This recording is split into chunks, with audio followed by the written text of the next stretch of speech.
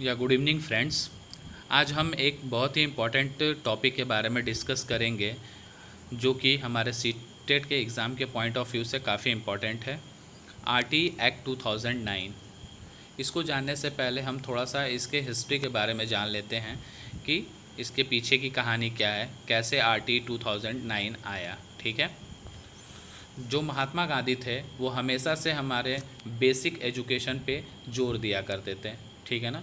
जो बुनियादी शिक्षा है उस पे महात्मा गांधी हमेशा से जोर देते थे कि बुनियादी शिक्षा अगर हमारे देश की अच्छी होगी तो आगे चल के जो हमारे बच्चे होंगे हमारे देश का नाम रोशन करेंगे। ठीक है ना।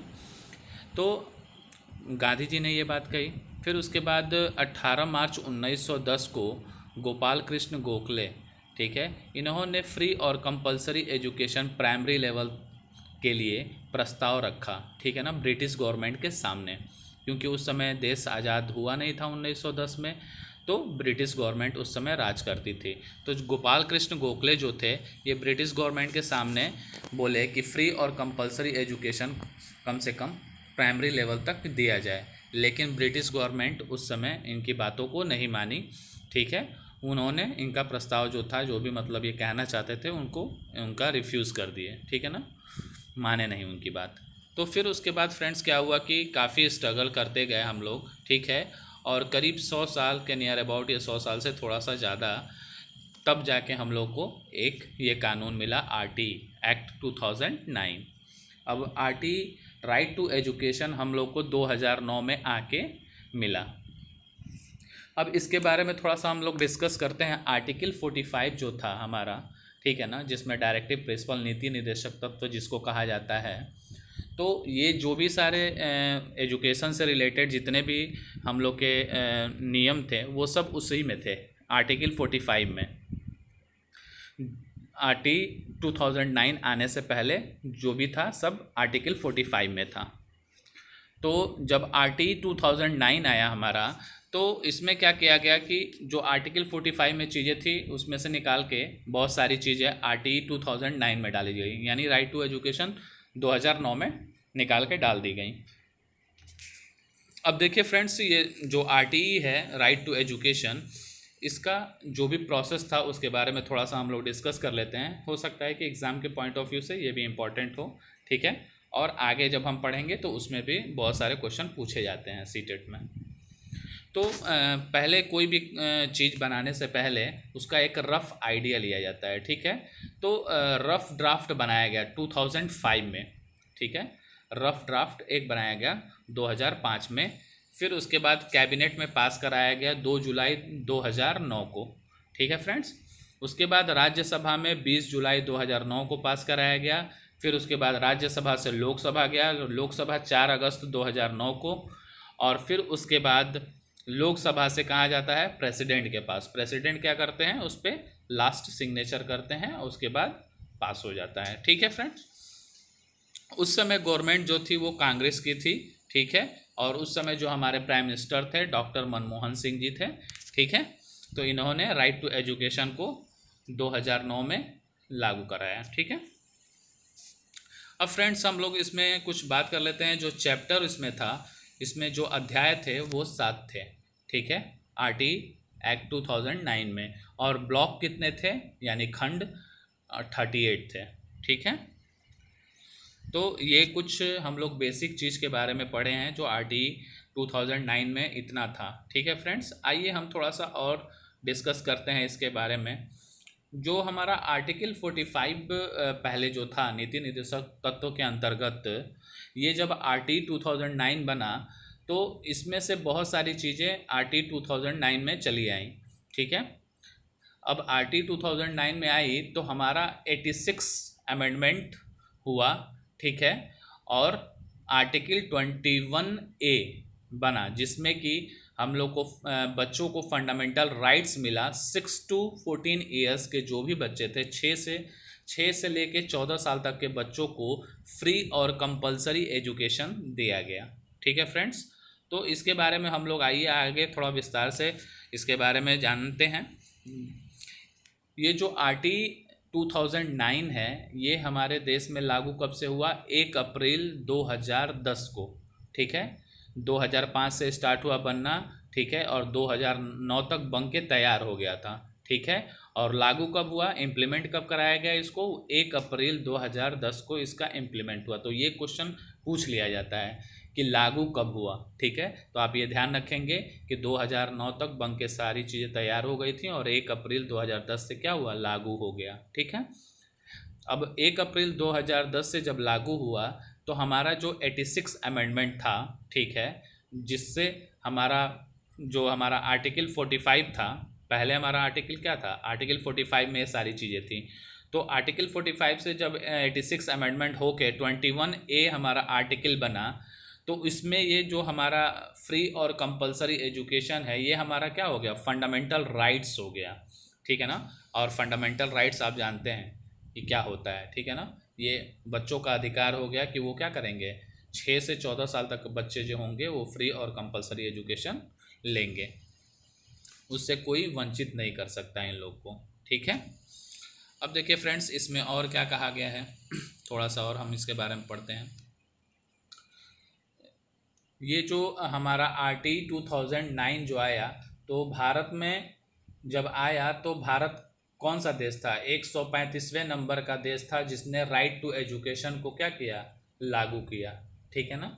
इससे पहले 134 जो देश थे इसको लागू कर चुके थे, हमारा भारत जो था वो 135वें नंबर पे इस चीज़ को लागू किया, ठीक है फ्रेंड्स। आइए हम इसके बारे में थोड़ा सा और डिस्कस करते हैं।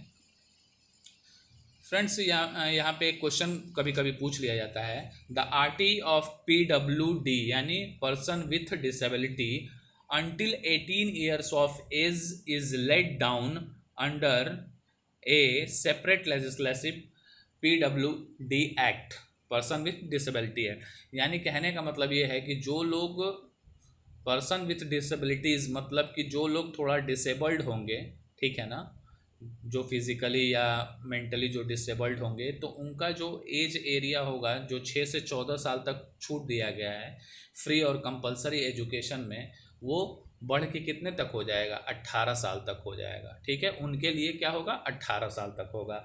और जो नॉर्मल जो भी बच्चे रहेंगे उनके लिए कितना होगा, 6 से लेके 14 साल तक, ठीक है। तो इससे भी क्वेश्चन कभी कभी पूछ लिया जाता है, एक बार पूछा है, ठीक है फ्रेंड्स।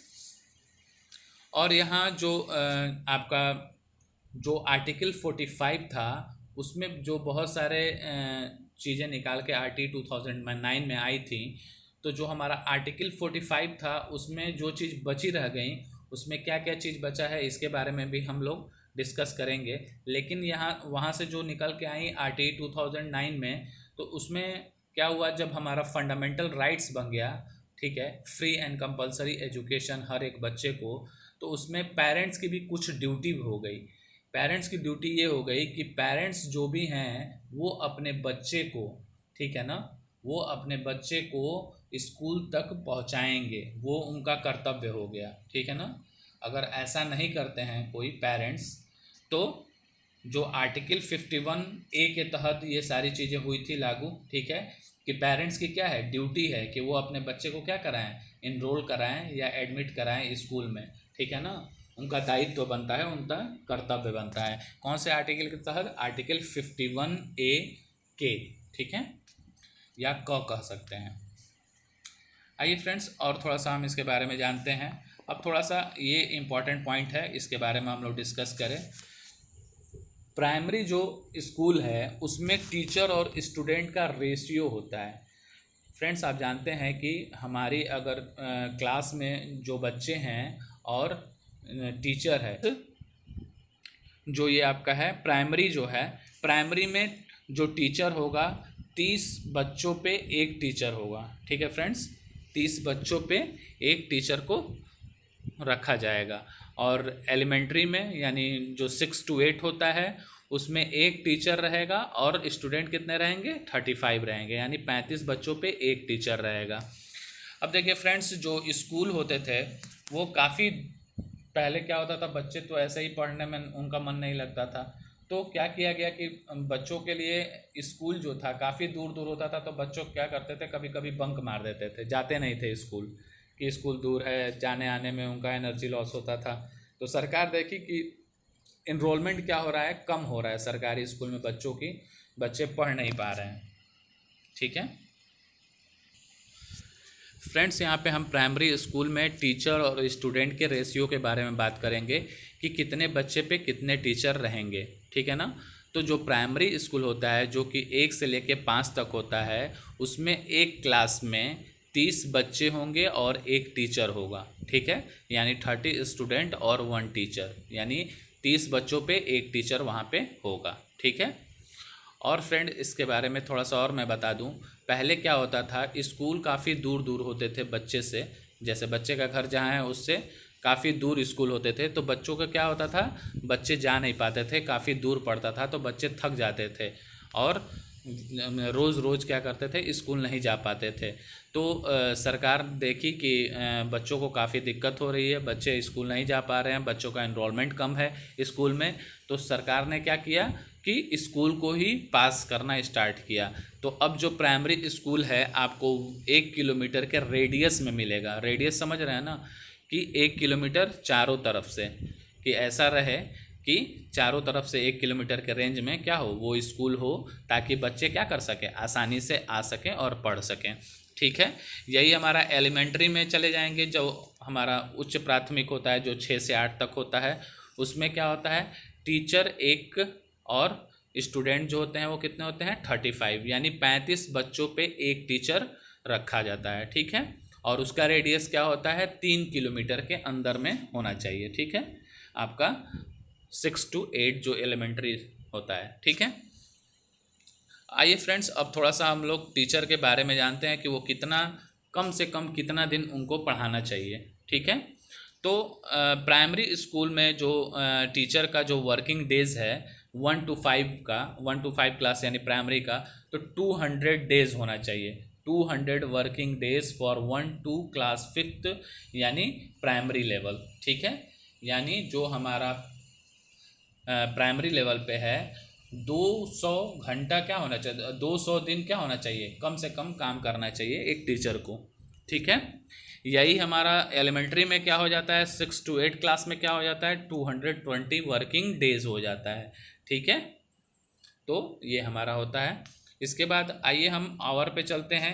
800 आवर पर academic year for primary level, 800 घंटा पर एकेडमिक ईयर कह रहा है, यानी जो सेशन चलता है हर साल का, तो पूरे साल में 800 घंटे प्राइमरी स्कूल में पढ़ाने हैं आपको, और मिडिल स्कूल में या एलिमेंट्री में आपको कितने पढ़ाने हैं, 1000 घंटा पर एकेडमिक ईयर। ठीक है, तो ये है।